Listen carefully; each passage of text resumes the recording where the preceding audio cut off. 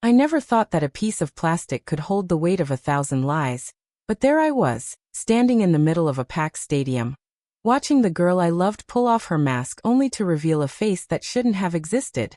My heart didn't just drop. It shattered into a million pieces as the crowd went from cheering to a deafening, soul-crushing silence. I had spent 2 years defending her, loving her, and fighting anyone who dared to question why the captain of the cheerleading squad never showed her face. But in that single moment of revelation, I realized I had been sleeping next to a stranger who was using me as a shield for something far more sinister than a skin condition or shyness. Was I wrong for tearing that mask off in front of 5,000 people? Or would you have done the exact same thing if you realized your entire relationship was a meticulously crafted script? I need you to be honest with me because right now, my life is in shambles and I don't know if I'm the hero of this story or the villain who ruined everything for a girl who just wanted to be seen for who she truly was. It all started 3 years ago during my junior year of college when the atmosphere on campus shifted because of one person. We had always been a football-heavy school, but nobody really cared about the cheer squad until V arrived. She was a transfer student, and from the first day of tryouts, she became a local legend because she refused to perform without a custom-made, porcelain-style mask that covered everything from her forehead to her chin, leaving only her piercing, emerald green eyes visible. The rumors started instantly. Some said she was a famous model hiding from the paparazzi. Others whispered she was horribly scarred from a fire, and the cruelest ones suggested she was just doing it for the attention. I was a sports photographer for the campus paper back then, so I was always on the sidelines, and I remember the first time I saw her move. She was graceful, athletic, and possessed a level of charisma that radiated through the plastic. I found myself focusing my lens on her more than the actual game. To get the perfect shot, I spent hours studying her movements, noticing how she'd tilt her head, or how she'd instinctively touch the edge of that mask whenever she felt overwhelmed by the crowd's roar. She wasn't just a cheerleader. She was an enigma that everyone wanted to solve. And I was the one who got the closest. I started staying late at the gym, pretending to organize my memory cards just to catch a glimpse of her walking out. She always left last, long after the other girls had showered and changed. She would walk with her head down, a solitary figure draped in oversized hoodies, almost as if she were trying to fold herself into the shadows. I remember the smell of her perfume. It was something expensive and floral, like jasmine and rain, a scent that didn't quite match the grit of a sweaty gym. Eventually, we started bumping into each other in the hallways. She was always wearing a hoodie, even in the humid September heat, with that mask firmly in place. One evening, I saw her struggling with a stack of textbooks near the bleachers after practice. I ran over to help, and when our hands brushed, I felt this electric jolt that I can't explain. She didn't pull away. Instead, she looked me dead in the eyes, and for the first time, I heard her voice. It was soft, melodic, and sounded like she was constantly on the verge of a secret. We started talking, first about school, then about our lives, and eventually we started dating. It was the weirdest relationship anyone had ever heard of. Our first date was at a drive-in movie where she could sit in the dark and feel comfortable. She told me she wore the mask because of a traumatic accident that left her feeling unworthy of being looked at.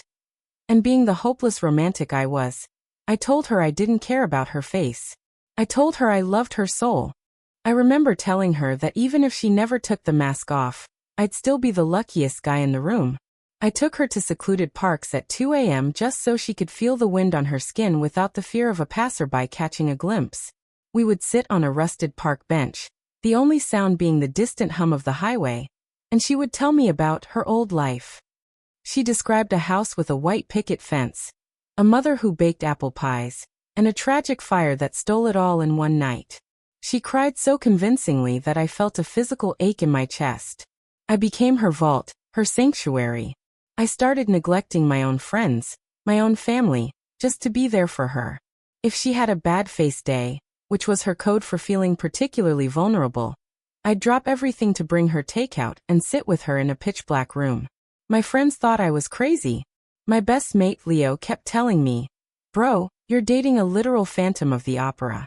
What if she's a 40-year-old spy? What if she's hiding from the law?" I laughed it off. I trusted her. For a year and a half, We were inseparable. She would come over to my apartment, and we'd dim the lights so low it was pitch black, and only then would she take it off. I'd feel her skin. It felt smooth, perfect, not scarred at all, but she'd cry if I ever tried to turn on a lamp. She'd tell me that the scars were deeper than the skin, and I believed every word of it. I felt like her protector. I remember one night specifically, we were sitting on my balcony and a neighbor's security light tripped. She nearly fell off her chair trying to hide her face, trembling so violently that it took me an hour to calm her down. She told me the light felt like the fire that took her old self away. Looking back, it was such a calculated performance. She had trained herself to react to light like a cornered animal. When the internet trolls started making masked girl memes, I spent hours reporting them. When the school board tried to ban her from the sidelines for safety reasons, I organized a protest, gathered 3,000 signatures, and stood in front of the dean's office for 6 hours. I even got into a physical altercation with a guy at a bar who made a crude joke about what she might be hiding under there. I was her knight in shining armor, or so I thought. I didn't realize I was just the unpaid security for a fugitive. But then things started getting weird. I began noticing small inconsistencies in her stories.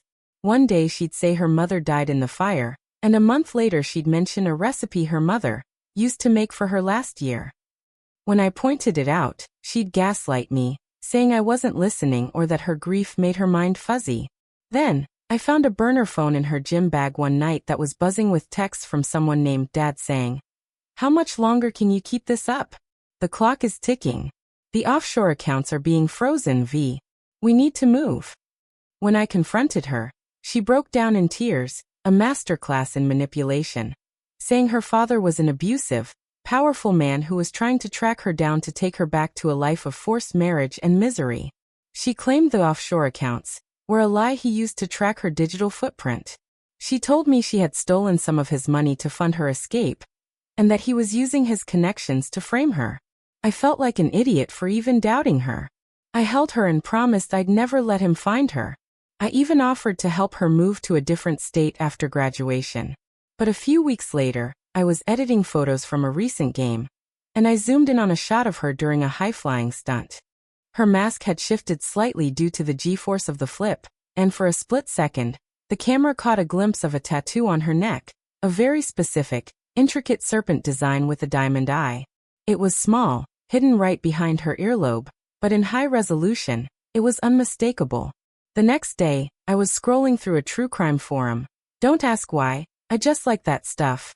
And I saw a missing persons report from 3 states over. The girl in the photo was the daughter of a high-profile tech CEO who had disappeared 2 years ago right before she was supposed to testify in a massive corporate fraud case involving her own family, and a missing $40 million.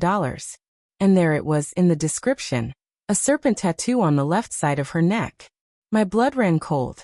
The girl in the photo didn't have scars. She was beautiful, vibrant, and looked exactly like the person I felt in the dark. She wasn't hiding a deformity. She was hiding a life. I started digging deeper, doing my own detective work while pretending everything was fine. I discovered that the university she claimed to transfer from had no record of a V. I checked the local news archives of her hometown and found nothing about a house fire or a tragic accident. Every single detail of her past was a smokescreen. I realized that V wasn't just hiding from a bad past. She was a key witness who had vanished with millions of dollars that were never recovered. The authorities thought she had been kidnapped or killed by her father's associates. She had played the victim so well that even the FBI was looking for her as a casualty, not a suspect. And then, I found the most damning evidence of all.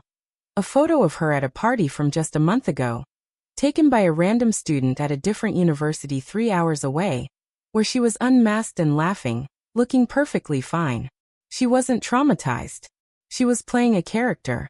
She was using the masked cheerleader persona to hide in plain sight, knowing that if she was the center of attention in a mask, nobody would ever look for the girl behind it because they were too busy obsessing over the mask itself. It was the perfect hiding spot. The most visible person on campus was the most invisible person in the world. She used my apartment as a safe house and my love as a cloak. She even used my influence on campus to make herself untouchable. Every time I defended her to the board, I was helping a criminal stay hidden. I felt sick. I felt like a tool in her twisted game of hide and seek. I remembered all the times I'd skipped outings with my family to stay home with her, all the money I'd spent on her special, hypoallergenic masks, and the sheer emotional labor of being her only link to the world. It was all a lie. I realized that every "I love you" was just a way to keep her protector in line. Every time she kissed me in the dark, she was probably counting the days until she could leave. So that's where I was. I was sitting on a mountain of secrets, looking at the woman I thought I knew, realizing she was a professional liar who had probably never loved me at all, but was just using me for cover. I had a choice. I could confront her privately and let her run again, or I could force the truth into the light where she couldn't escape it. If I had let her go, I would be an accessory. If I stayed silent, I was a liar too. I realized that if I confronted her, she'd just use that silver tongue of hers to convince me I was seeing things, or she'd vanish into the night before I could blink. I needed the world to see what I saw. I needed the mask to come off in a way she couldn't manipulate. Before I tell you what happened next at the biggest game of the year, I want you to pause right now and comment below. If you found out your partner was a literal fugitive or a professional liar hiding their entire identity, would you protect them out of love, or would you expose them for the betrayal? I really want to know if I'm the only one who felt this level of rage. Would you feel sorry for her? Or would you feel like a fool? Would you try to run with her? Or would you hand her the handcuffs yourself? Okay, so here is what happened. It was the night of the state championships. The stadium was vibrating with energy. Thousands of people were there, including local news crews and scouts. V was in her element, leading the cheers, that white porcelain mask gleaming under the floodlights. She looked so graceful, so untouchable. I was on the sidelines with my camera, but I wasn't taking photos of the game. My hands were shaking so hard I could barely hold the lens. I felt like my heart was going to explode through my ribs. I was waiting for the halftime show, the moment when the entire state would be watching. I had tipped off a contact I made, a private investigator who had been looking for that missing CEO's daughter for 2 years. He was in the stands with the state police, waiting for my signal. I had sent him the high-res photo of the tattoo earlier that morning. As the routine reached its climax, V was at the very top of the pyramid. The music swelled, a dramatic orchestral piece she had chosen herself. And as she was lowered down by her teammates, I stepped onto the field. The security tried to stop me, but I shouted that it was part of the final routine. I walked right up to her as she landed. She looked at me, her green eyes wide with confusion, maybe even a little spark of fear as she saw the look on my face.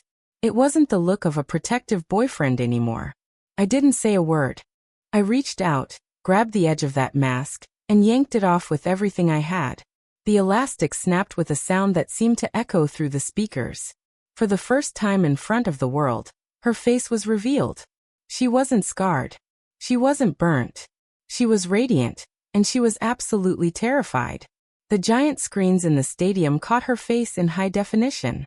The gasps from the crowd were like a physical wave hitting us.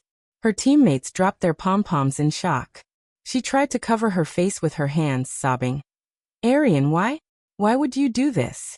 I just looked at her and said, "Because I'm tired of loving a ghost.